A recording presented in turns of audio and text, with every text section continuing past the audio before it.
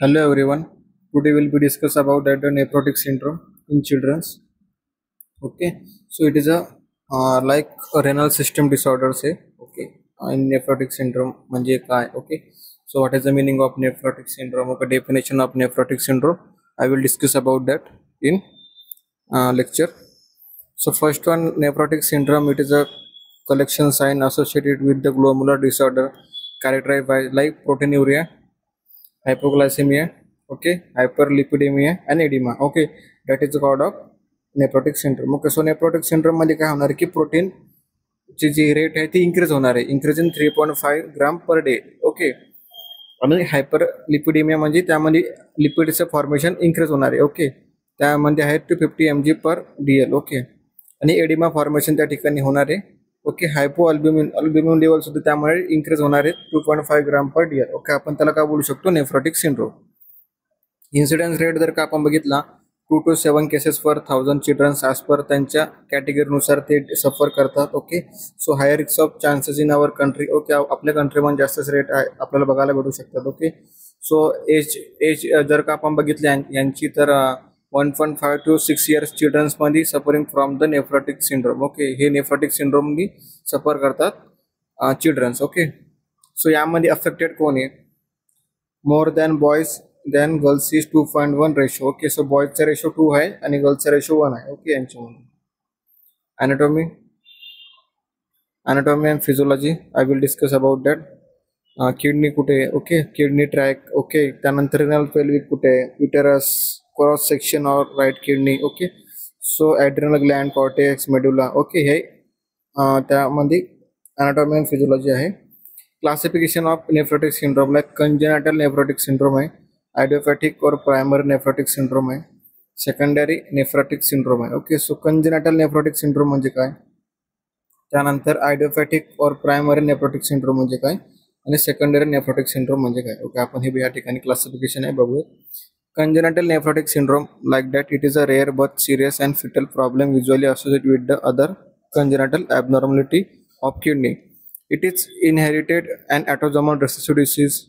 Severe renal insufficiency and urinary infection along with this condition resulting is poor prognosis. Okay, so it is a congenital disorder sign, means like by birth आपल्याला बघायला भेटू शकतो abnormality in kidneys मध्ये. So यामध्ये काय होणार की congenital problem formation होणार आहे चिल्ड्रन्स मध्ये रिलेटेड टू आपल्या किडनीची. Okay, so it is a autosomal recessive डिसऑर्डरचे लाईक हेरिडिटरी डिसऑर्डरचे. ओके, कंजेनिटल डिसऑर्डरचे like parents to childrens transfer formation of डिसऑर्डरचे. Severe renal insufficiency, urinary infection along with this condition resulting is poor prognosis. Okay, so यामध्ये renal insufficiency आपल्याला बघायला भेटणार आहे severe कंडिशनमध्ये. And like that along with the infection of in urinary tract infection आपल्याला बघायला भेटू शकतो. ओके, अँड ह्यामध्ये जर का बघायला गेलो आपण की प्रोग्नोसिस मी लाईक क्युरेबल रेट किती आहे, पुअर प्रोग्नोसिस आपल्याला बघायला भेटू शकते कंजेनाटल आपले कंजेनाटल नेफ्रोटिक सिंड्रोममध्ये. ओके, इटोलॉजिकल फॅक्टर्स काय कंजेनाटल नेफ्रोटिक सिंड्रोमचे? लाईक दॅट जेनेटिक म्युटेशन आहे, massive proteinuria, start in fetal life, prematurity, usually complicated pregnancies. Okay, यामध्ये जेनेटिक म्युटेशन म्हणजे लाईक दॅट क्रोमोझोमल ॲबनॉर्मॅलिटी आपण त्याला असं बोलू शकतो, किंवा ॲब्सेन्स ऑफ क्रोमोझोम्स असेल. ओके, मॅसिव्ह प्रोटीन येऊन start in fetal life. Okay, as per त्यांच्या फिटल लाईफमध्ये किंवा फिटल टाईम पिरियडमध्ये मॅसिव्ह प्रोटीन युरिया म्हणजे increase in production in protein in fetal. Okay, फिटसमध्ये. ओके, सो त्याला आपण हा एक इटोलॉजिकल फॅक्टर आहे. Prematurity, usually complicated pregnancy. Okay, sometimes complicated प्रेग्नन्सीमध्ये सुद्धा आपल्याला हा बघायला भेटू शकतो. Prematurity means like before the और किंवा इनकम्प्लीट जेस्टेशन एज असेल किंवा बिफोर द गेस्टेशन एजच्या अगोदर बेबी बॉर्न झाला असेल. Okay, so that time period आपल्याला कॉम्प्लिकेशन बघायला भेटू शकतो.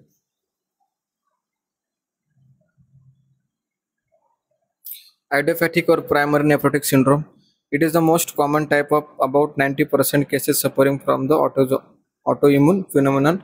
It is a response to immunosuppressive therapy. Subgroup of this type, minimal changes nephrotic syndrome, MCNS 85%, focal sclerosis nephrotic syndrome, FSNS 10%, proliferative nephrotic syndrome, PNS 5%, membranous glomerulonephritis.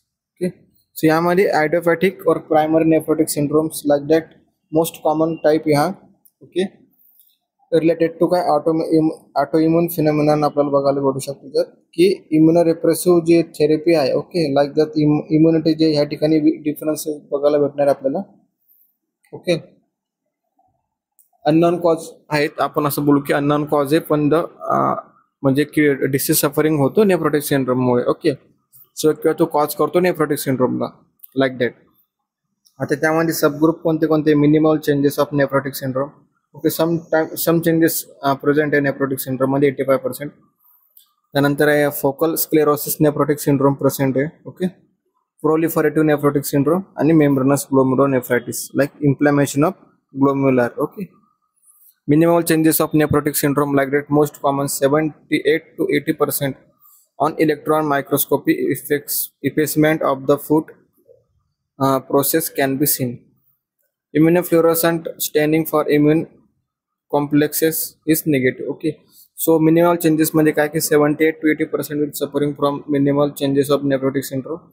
It is a food process can be seen या ठिकाणी आपल्याला बघायला भेटू शकते की image basis मध्ये okay microscopy examination मध्ये okay जो पण ज्या वेळेला स्टॅनिंग आपण करतो ओके मायक्रोबायोलॉजिकल एक्झामिनेशन आपण त्या ठिकाणी करतो सो आपल्याला त्या ठिकाणी निगेटिव्ह कॉम्प्लेक्सेस प्रेझेंट बघायला भेटू शकतात focal segment glomerulosclerosis account for 10 to 50% of cases renal biopsy sample shows scarring or sclerosis or a portion of selected glomeruli which can progress into glomerular sclerosis and tubular atrophy okay so या ठिकाणी काय की आपण identify कसं करू शकतो like sclerosis caring असेल okay किंवा सॅम्पल आपण ज्या ठिकाणी घेतो बायोस्पी रिनल बायोस्पी आपण त्या ठिकाणी करतो सो आपल्याला त्या ठिकाणी फोकल सेगमेंटल ग्लोमेरुलोस्क्लेरोसिस बघायला भेटू शकतो membranoproliferative glomerulonephritis likes more commonly present as nephrotic syndrome मध्ये so involve immune complexes deposition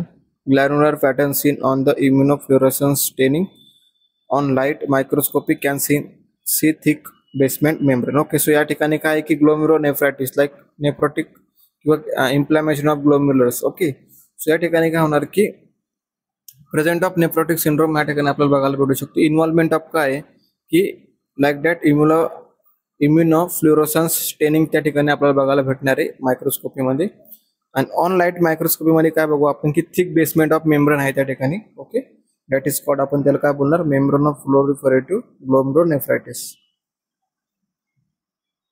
membranous glomerulonephritis 2 to 4% cases of in children can see thick basement membrane and glandular pattern on immunofluorescence can be primary disease or due to several other causes okay like that glomerulonephritis आपण त्याला असं बोलू शकतो inflammation of glomerulus okay like that यामध्ये पण काय बघायला भेटणार आपल्याला थिक बेसमेंट मेम्ब्रेन ओके त्यानंतर ग्लॅन्युलर पॅटर्न बघायला भेटणार आहे इम्युनोसप्रेशन्सचं ओके आणि प्रायमरी डिसीज आपण याला आयडेंटिफाय करू शकतो फॉर सिव्हरल अदर कॉज मुळे ओके सो याला आपण मेम्ब्रेनस ग्लोमेरुलोनेफ्रायटिस असं बोलू शकतो सेकंडरी नेफ्रोटिक सिंड्रोम आपण या ठिकाणी बघूयात in which childrens about 10% of all cases due to some form of chronic glomerulonephritis और due to diabetes malaria malignant hypertension hepatitis B infective endocarditis drugs toxicity lymphomas and syphilis okay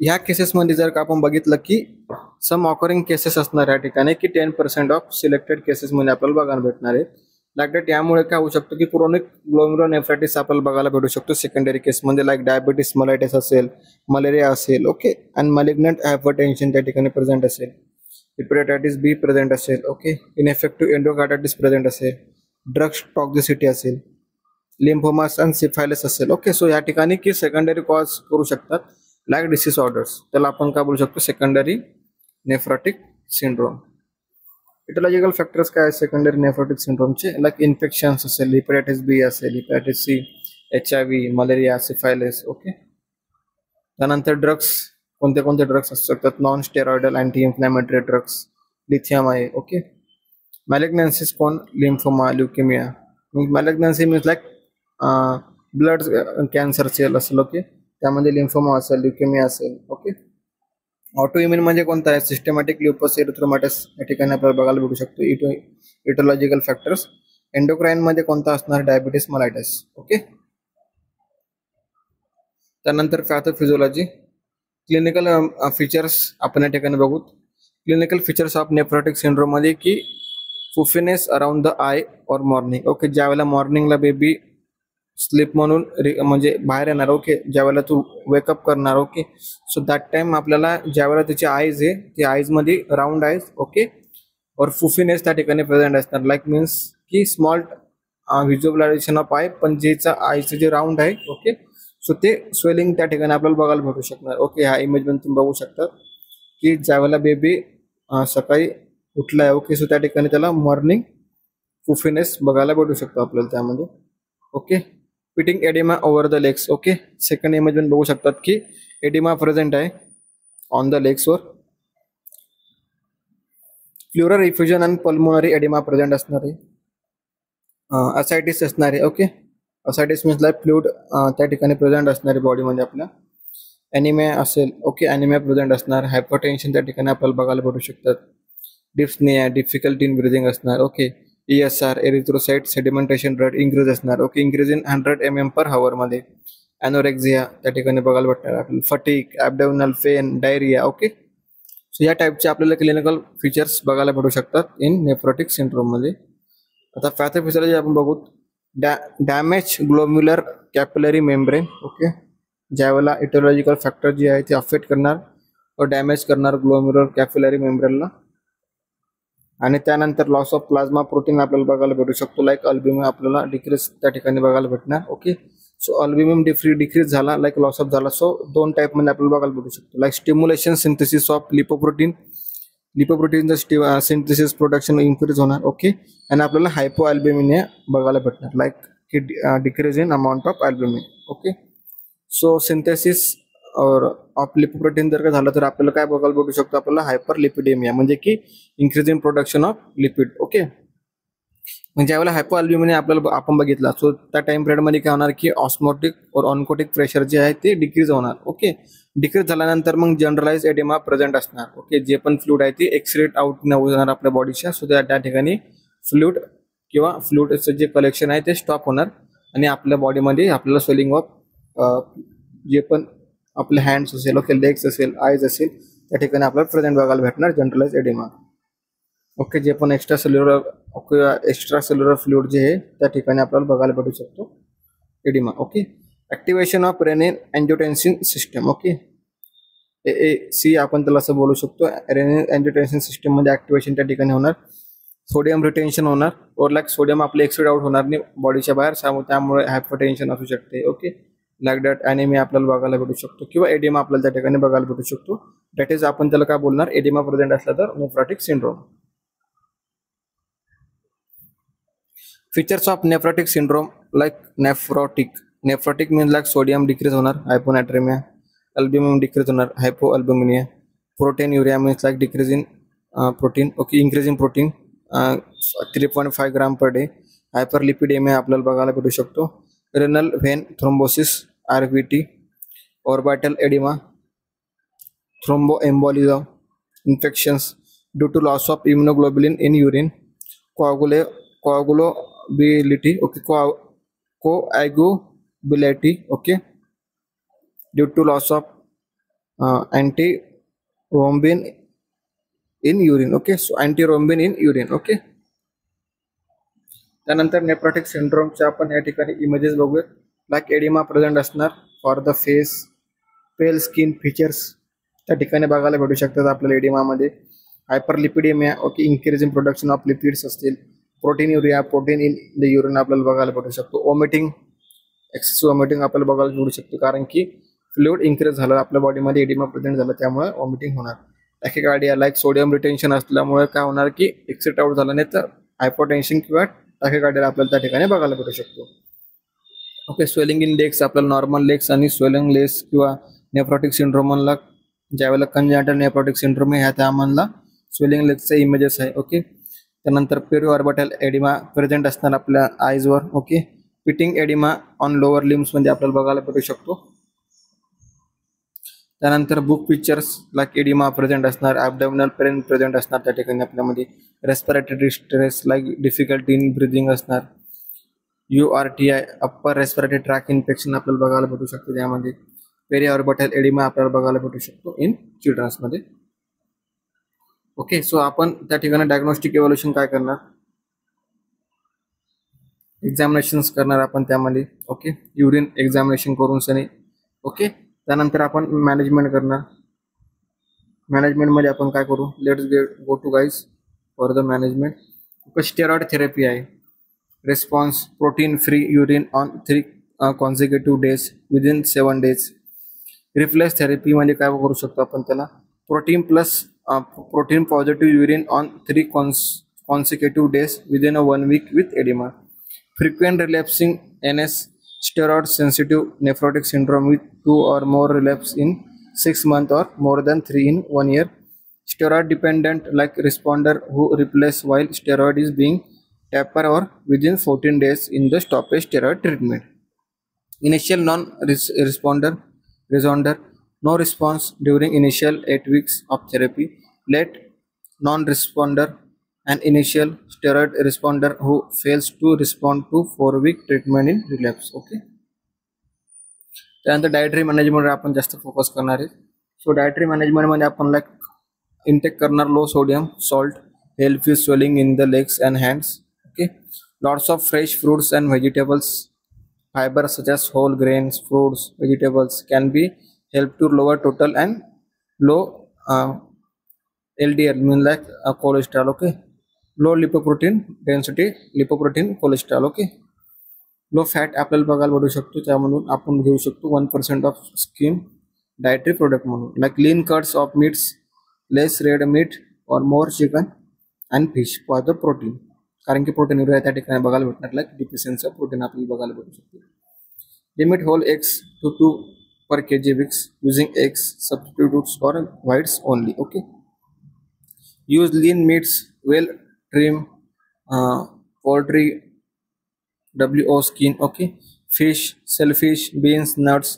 Use healthy oils such as olive oils असेल, canola oils असेल, coconut और sunflower oil असेल आपण या ठिकाणी intake करू शकतो.